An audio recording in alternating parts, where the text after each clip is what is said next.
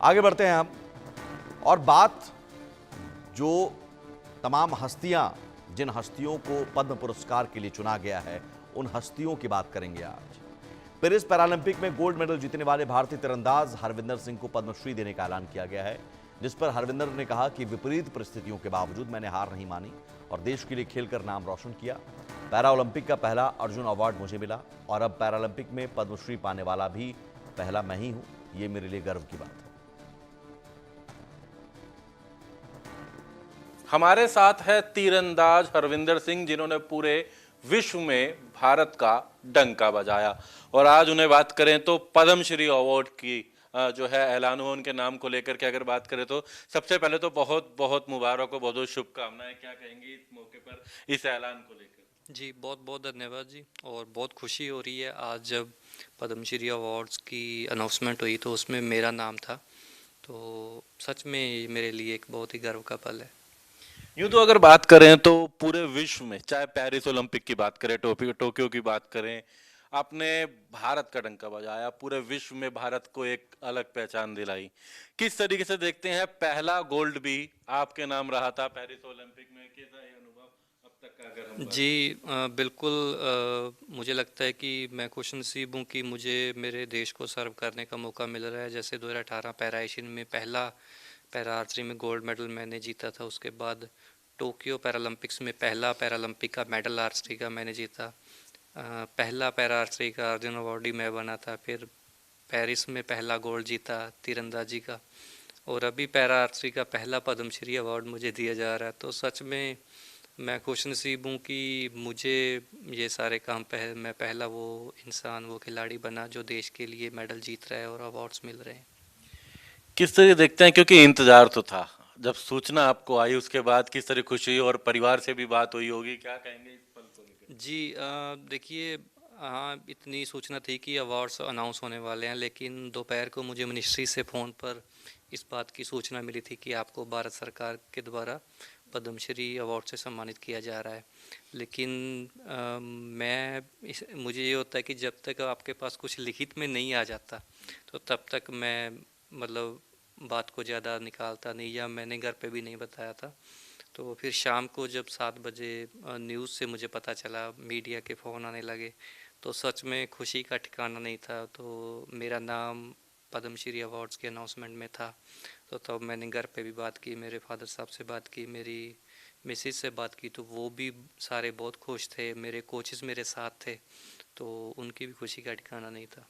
धन्यवाद। तो हरविंदर जी, जिन्होंने यूं तो पूरे विश्व में एक पहचान, अपने संघर्ष से वो मुकाम हासिल करो, लगातार आगे बढ़ रहे हैं, और ऐसे में इनका कहना है कि हर युवा खिलाड़ी को भी एक गोल सेट करना चाहिए। जिस तरीके से इन्होंने चुनौतियां जरूर रही, क्योंकि हर फील्ड में चुनौतियां, लेकिन खिलाड़ी के लिए जो बड़ी चुनौतियां होती हैं, उनका कहना है कि उन्होंने बाकायदा उसके लिए एक गोल सेट करा, लगातार प्रैक्टिस करी, और आखिरकार आज बात करें तो पूरे विश्व में भारत का नाम भी, और हरियाणा का नाम, जिस जिले से आते हैं, कैथल की भी बात करें तो इन्होंने पूरे विश्व में भारत का नाम रोशन करा है। और यही ये कह रहे हैं कि युवाओं को भी एक चुनौती के साथ आगे बढ़ना चाहिए, तमाम गोल के साथ आगे बढ़ना चाहिए, जिसको लेकर के इन्होंने अपनी तमाम बातें भी साझा की। दिल्ली से सहयोगी इंदर के साथ दीपक शर्मा, इंडिया न्यूज।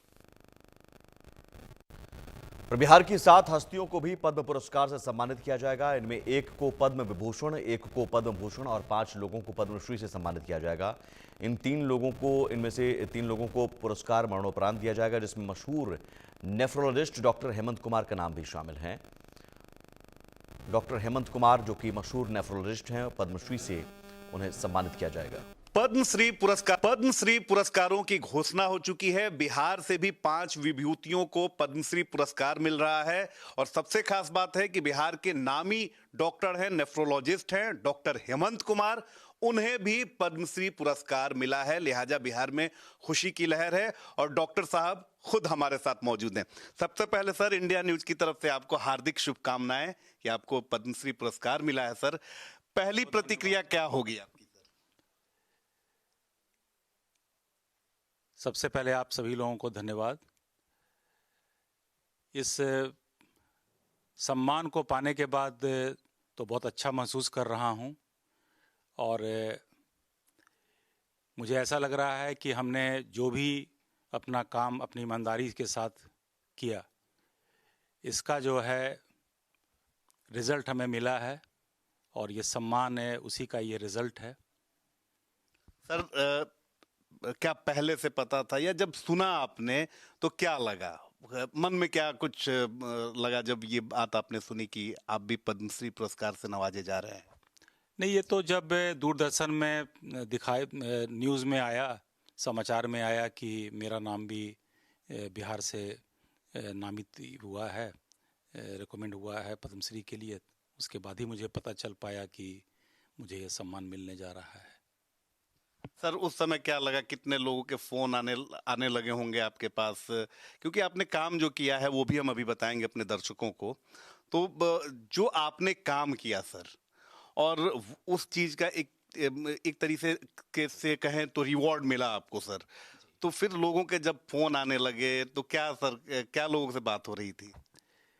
नहीं, जब हमारा नाम दूरदर्शन में दिखाई पड़ने लगा समाचार में, तो उसके बाद तो लगातार हमारे पास मेरे मित्रगण, हमारे स्वजन लोगों का लगातार फ़ोन आने लगा और सभी लोगों ने हमें बधाई दिया और साथ में ये भी कहा कि आपने जो कार्य किया है नेफ्रोलॉजी के क्षेत्र में, मेडिसिन के क्षेत्र में, तो उसी कार्य का जो है ये हम लोग उम्मीद कर रहे थे कि आपको ये सम्मान मिलना चाहिए और इस बार आपको मिला है, तो उन लोगों ने अपने बहुत ही खुशी व्यक्त की इसके लिए। आपको सर उम्मीद थी कि इस तरह के पुरस्कार मिलेंगे आपको कभी? देखिए, पुरस्कार पाने के लिए तो हमने काम नहीं किया कभी भी, और हम तो अपना कार्य करते रहे और सरकार को लगा कि नहीं, इस कार्य के लिए सम्मान इनको देना चाहिए, तो इसके लिए मैं काफ़ी कृतज्ञ हूँ कि हमारे काम को लोगों ने जो है सराहा है।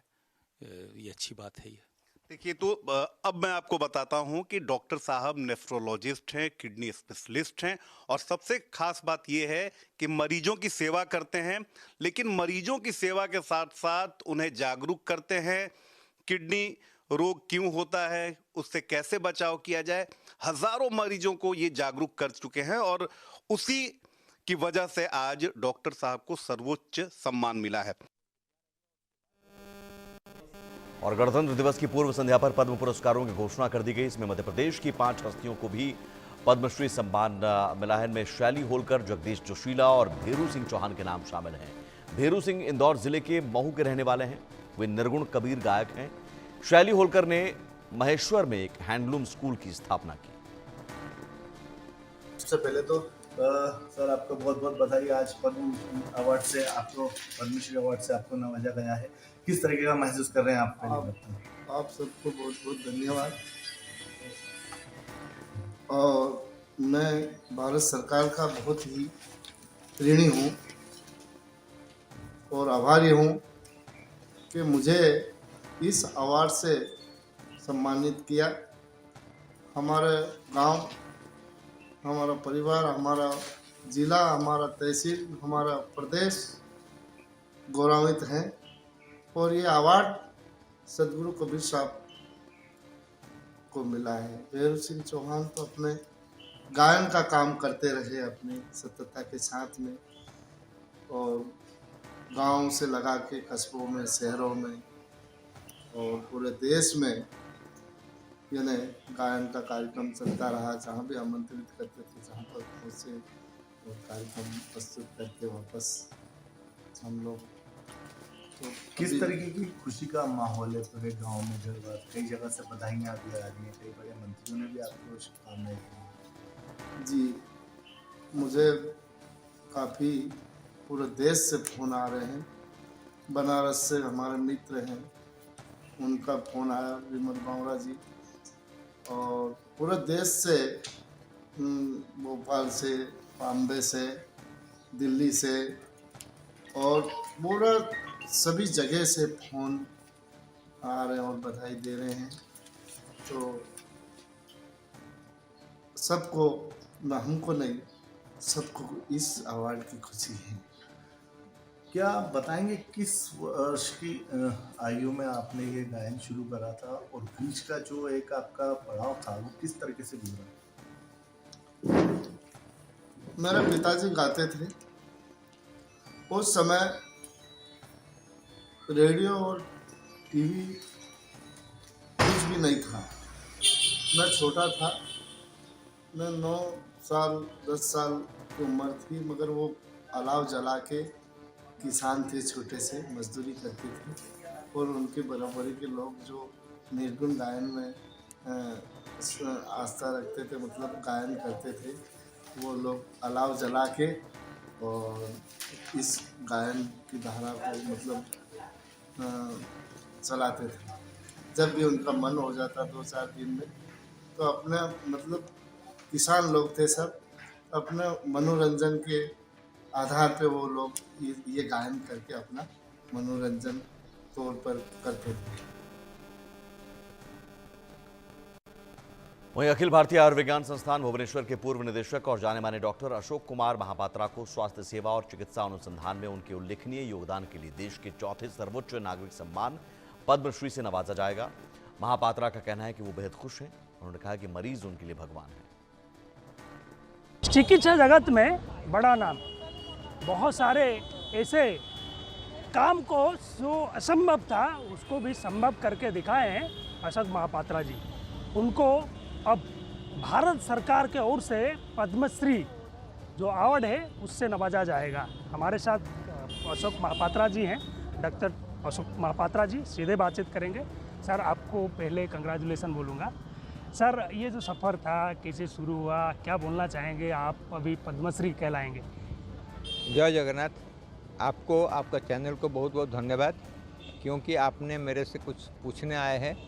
मैं धन्यवाद करूंगा उड़ीसा गवर्नमेंट को जो मुझे रिकमेंड करा, और गवर्नमेंट ऑफ इंडिया को जो मुझे अप्रूव कराकर ये अवार्ड देने के लिए योग्य समझा। सर्वोपरि मैं जगन्नाथ की भूमि में हूँ और मैं पुरी में जन्म हुआ हूँ, तो सबसे मैं जगन्नाथ साहब को, जगन्नाथ महाप्रभु जगन्नाथ को धन्यवाद करूँगा, क्योंकि इनका आशीर्वाद बिना कुछ संभव नहीं है। क्योंकि भगवान का आशीर्वाद कुछ पॉसिबल नहीं है। जो भगवान देता है वो मिलता है, जो कोई देता है वो अस्थायी है। तो मैं सबको धन्यवाद करूंगा। मैं पुरी में जन्म हुआ हूँ 1952 में। हाई स्कूल पास करने के बाद बरहमपुर मेडिकल कॉलेज MBBS करा और सर्वभारतीय टेस्ट सेकंड हुआ था इंडिया में, इसलिए मुझे एम्स दिल्ली में PG मिला था। उस टाइम पे मेरे पास 3 PG था, एम्स में जनरल सर्जरी, चंडीगढ़ में ऑर्थोपेडिक सर्जरी और उड़ीसा में मेडिसिन। तो मुझे चूज़ करना था क्या चाहिए। दिल्ली में एम्स था, जो कि भारत में क्यों पृथ्वी में 5 नंबर में आज है। आज अगर आप पृथ्वी का बेस्ट मेडिकल यूनिवर्सिटी देखेंगे, after Harvard medical school, Mayo clinic, Cambridge विश्वविद्यालय, येल्स यूनिवर्सिटी के बाद 5 नंबर में एम्स आता है। तो ये हमारा सौभाग्य था, जो कि महाप्रभु जगन्नाथ का आशीर्वाद था। मैं एम्स में ज्वाइन करा 1976 में, जहाँ पर मैं 42 साल काम करा, और मैं रिटायरमेंट के बाद प्रॉमिस करा था कि मैं दिल्ली में रहकर देश का लोग का सेवा करा, लेकिन अपना राज्य के लिए कुछ नहीं कर पाया था। तो मैं अपना राज्य में वापस आया दिल्ली से, क्योंकि मैं दिल्ली में मकान नहीं था, गाड़ी नहीं था। मैं मेरा 42 साल के बाद मैं अपना मातृभूमि में, जन्मभूमि में, श्रीक्षेत्र धाम में, जगन्नाथ धाम में वापस आया। और सर, क्या अचीवमेंट था, क्योंकि आप तो लंबे समय में उड़ीसा में हैं, क्या कुछ आप देखते हैं ये मेडिकल जो बहुत सारे अस्पताल ऐसे होते हैं कि वहाँ भीड़ ज़्यादा है, तो क्या देखते हैं इस बीच आपको बहुत सारे ऐसे मरीज मिलते हैं जिनको इलाज करना भी नामुमकिन है, क्या बोलेंगे इस बारे में? देखिए, मैं तो पहले डॉक्टर हूँ और मैं ब्रेन का ऑपरेशन करता हूँ। तो मेरा पहला लक्ष्य है गरीब, निष्पेषित, जो सबसे लो तृणभूमि में है, ग्रास रूट लेवल में उनका सेवा करें, जो के लिए एम्स बहुत अच्छा था।